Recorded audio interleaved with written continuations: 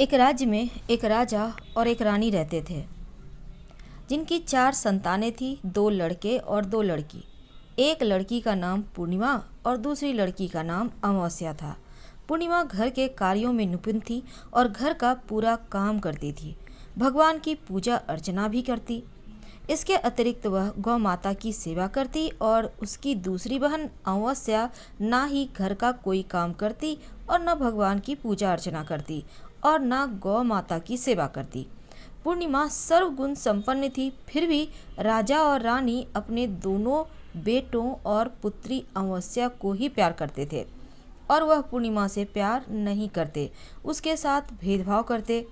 राजा के चारों पुत्र और पुत्री धीरे धीरे बड़े हो रहे थे। जब वे बड़े हो गए, राजा ने अपने दोनों पुत्रों का विवाह योग्य कन्याओं के साथ करा दिया। इसके बाद रानी ने राजा से कहा कि अब दोनों पुत्री विवाह के योग्य हो गई हैं और इन दोनों का विवाह भी करा दो।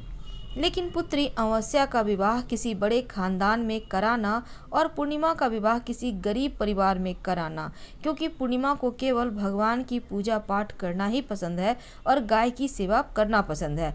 अब रानी ने राजा को दोनों पुत्रियों का रिश्ता तय करने के लिए भेज दिया। राजा ने अपने पड़ोसी राज्य में जाकर वहाँ के राजा के पुत्र से अमावस्या का विवाह तय कर दिया और वहीं पास के गांव में जाकर एक गरीब परिवार के लड़के से पूर्णिमा का विवाह तय कर दिया। यह सारी बात जानकर राजा ने अपनी रानी से बताया तो रानी यह सोचने लगी कि अब देखते हैं कि भगवान इसकी मदद कैसे करते हैं। यह बहुत पूजा पाठ करती है, भगवान में मगन रहती है।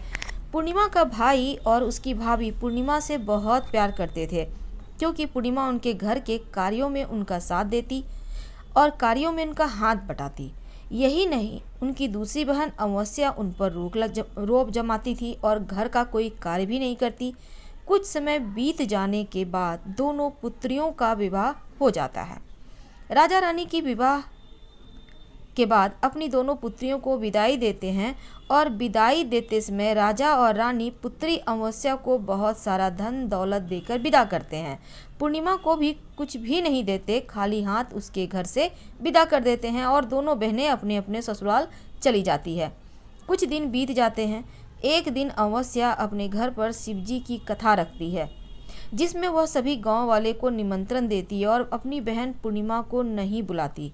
जब गांव की सभी औरतें अमावस्या के यहाँ जाती हैं तो यहाँ सब दृश्य पूर्णिमा को अपने घर के दरवाजे के बाहर बैठकर देख रही होती है। तब वहाँ से गुजर रही औरतें पूर्णिमा से कहती है, तुम्हारी बहन के यहाँ शिवजी की कथा रखी है, क्या तुम नहीं चलोगी? पूर्णिमा ने कहा, मुझे निमंत्रण नहीं आया, मैं नहीं जा सकती। सभी गांव की औरतों ने पूर्णिमा से कहा, बुलाया नहीं तो क्या, भगवान शिव की कथा है, तुम हमारे साथ चलो। गांव की सभी औरतों की बात मानकर पूर्णिमा भी उसके साथ भगवान शिव की कथा में अमावस्या के घर चली जाती है।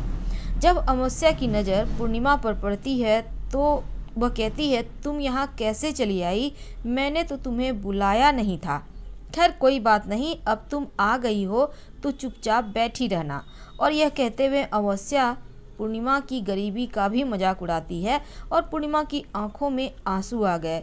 रोते रोते मन ही मन पूर्णिमा भगवान शिव से विनती करती है, हे भगवान, क्या पूजा पाठ करना गलत है?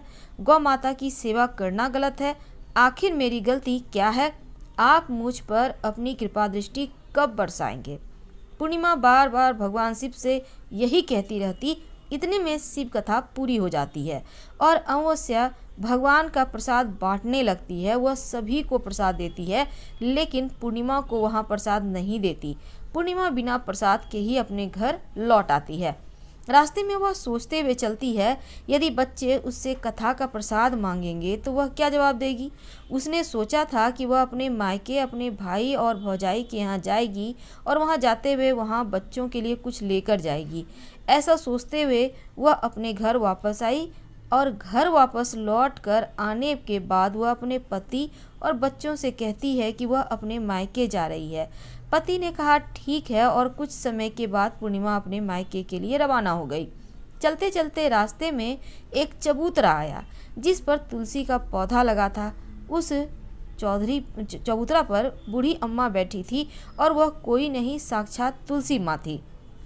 उस बूढ़ी माता ने पूर्णिमा से कहा, बिटिया तुम कौन हो और कहाँ जा रही हो? पूर्णिमा अपना परिचय देती है। परिचय देने के बाद बूढ़ी औरत ने पूर्णिमा से कहा कि तुम यहाँ तुलसी का पौधा सूख रहा है, इसमें थोड़ा पानी डाल दो और इस चबूतरे की साफ सफाई कर दो, जिससे मुझे थोड़ी ठंडक मिलेगी। पूर्णिमा ने कहा, ठीक है माँ, मैं तुलसी में पानी डाल देती हूँ और यहाँ की साफ सफाई भी कर देती हूँ। पूर्णिमा ने साफ सफाई करने के बाद बूढ़ी अम्मा को भी नहला दिया। बूढ़ी अम्मा की भी सेवा की, उसके पैर दबाए। बूढ़ी अम्मा से कहा कि माँ जी और बताइए, मैं आपकी क्या सेवा करूँ? और कोई काम है तो बता दीजिए, मैं कर दूंगी। अम्मा ने कहा, कुछ नहीं, अब तुम जाओ, वापस आते समय मुझसे मिलते जाना। पूर्णिमा ने बूढ़ी अम्मा से कहा, ठीक है माँ जी, मैं जाती हूँ, वापस आते वक्त आपसे मिलते हुए जाऊंगी। कुछ समय आगे चलने के बाद एक शिव जी का मंदिर आया। वहाँ पर उसे एक बूढ़े बाबा मिले जो मंदिर के बाहर बैठे थे। वह और कोई नहीं, साक्षात शिव जी थे। उन्होंने पूर्णिमा से कहा कि तुम कहाँ जा रही हो बेटी, तुम कौन हो?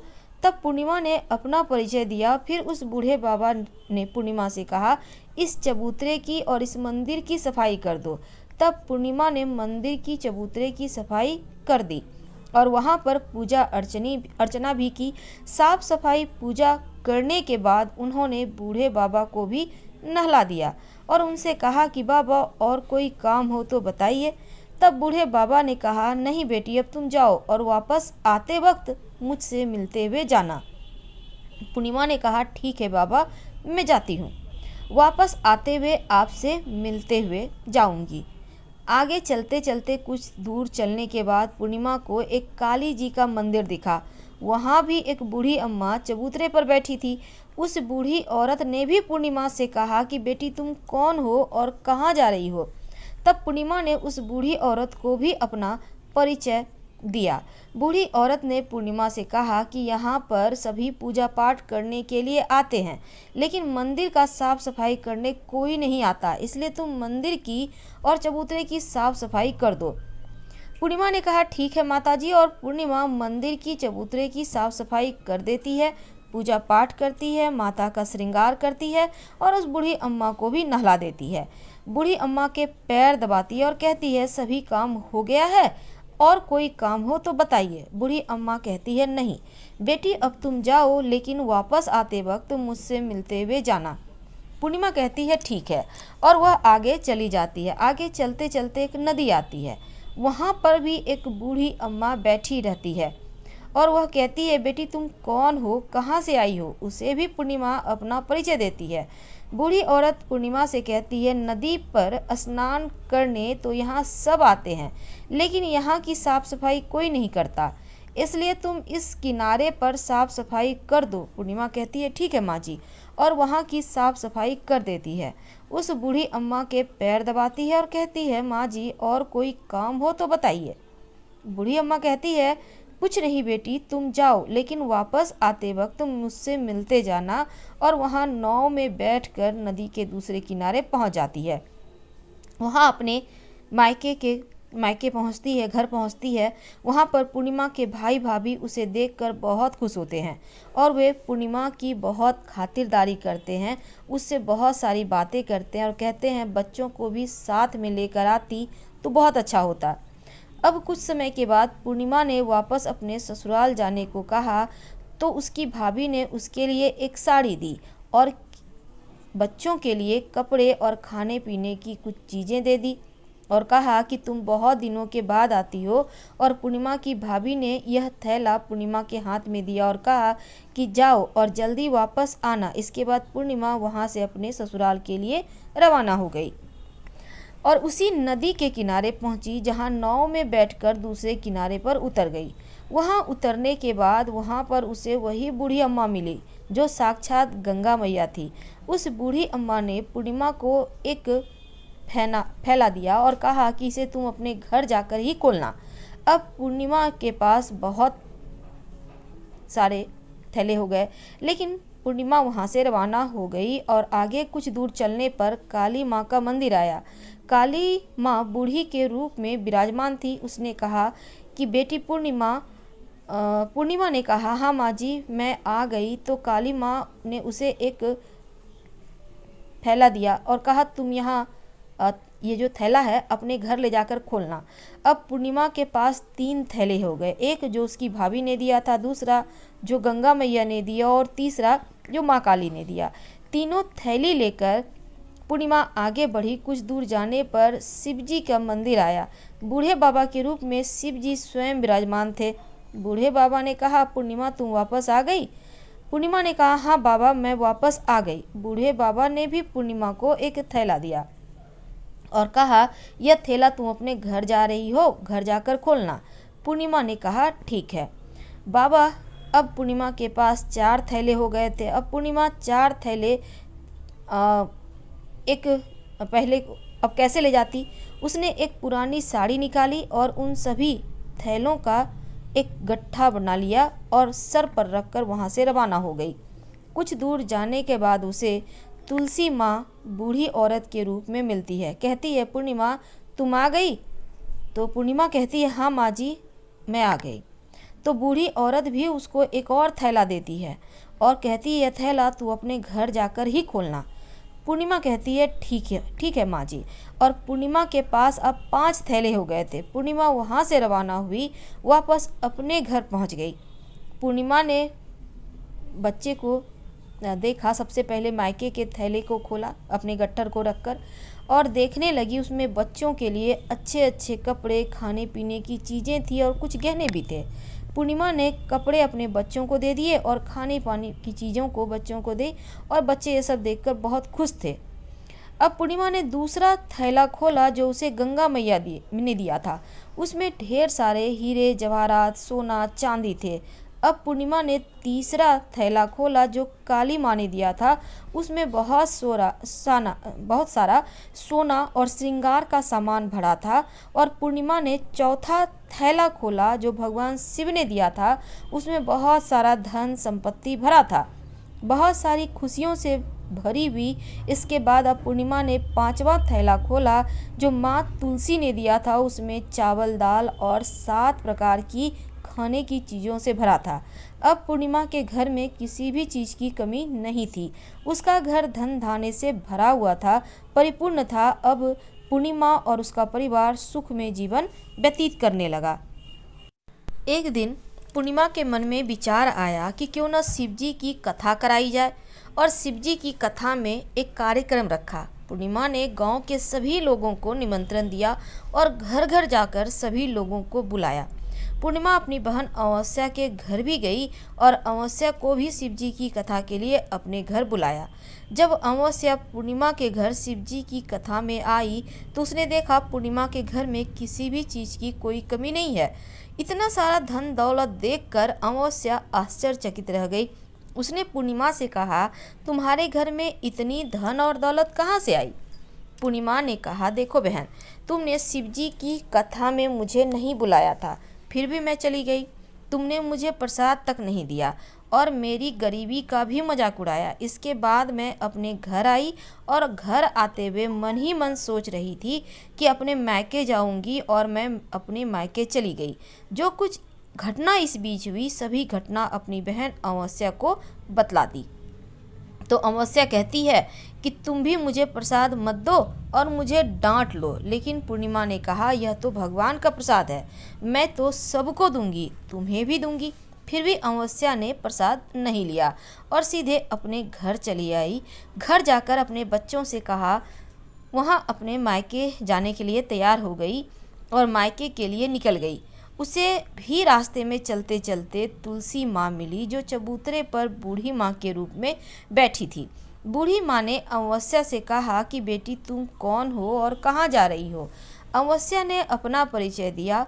बूढ़ी माँ ने कहा, बेटी यह तुलसी का पौधा सूख रहा है, इसमें थोड़ा पानी दे दो, इस चबूतरे की सफाई कर दो। इस पर अमावस्या ने कहा, बुढ़िया तुझे दिखाई नहीं दे रहा? मैं इतनी महंगी साड़ी पहन रखी है, गंदी हो जाएगी। और ऐसा कहकर वहाँ से आगे चली गई। आगे जाने पर उसे भगवान शिव मिले, जिसे भी उसने ऐसा ही कहा। उसके बाद आगे जाने पर माँ काली मिली, उनसे भी उसने वही सारी बातें दोहरा दी। आगे गई तो गंगा मैया मिली, और उसने यही सब कहा।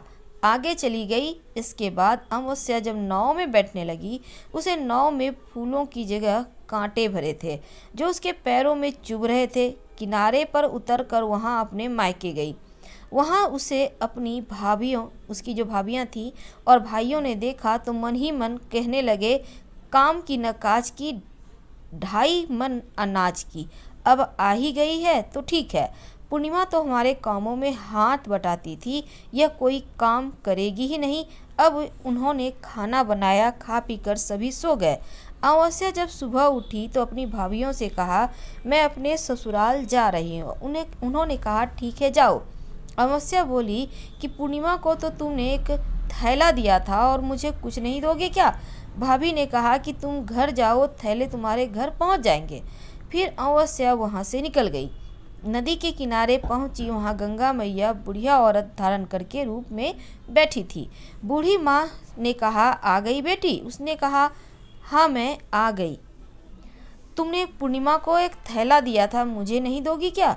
बूढ़ी अम्मा ने कहा, तुम घर जाओ, थैले तुम्हारे घर पहुंच जाएंगे।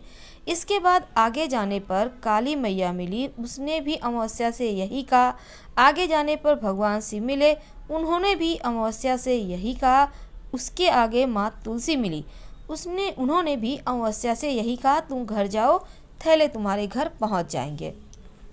अमावस्या अपने घर पहुंचती है। आंगन में उसने देखा तो वहां पर 5 थैले पड़े हुए थे। अमावस्या ने मन ही मन सोचा, अब तो मेरे पास बहुत सारी धन दौलत आ जाएगी। जल्दी जल्दी उनमें सभी थैले को खोला।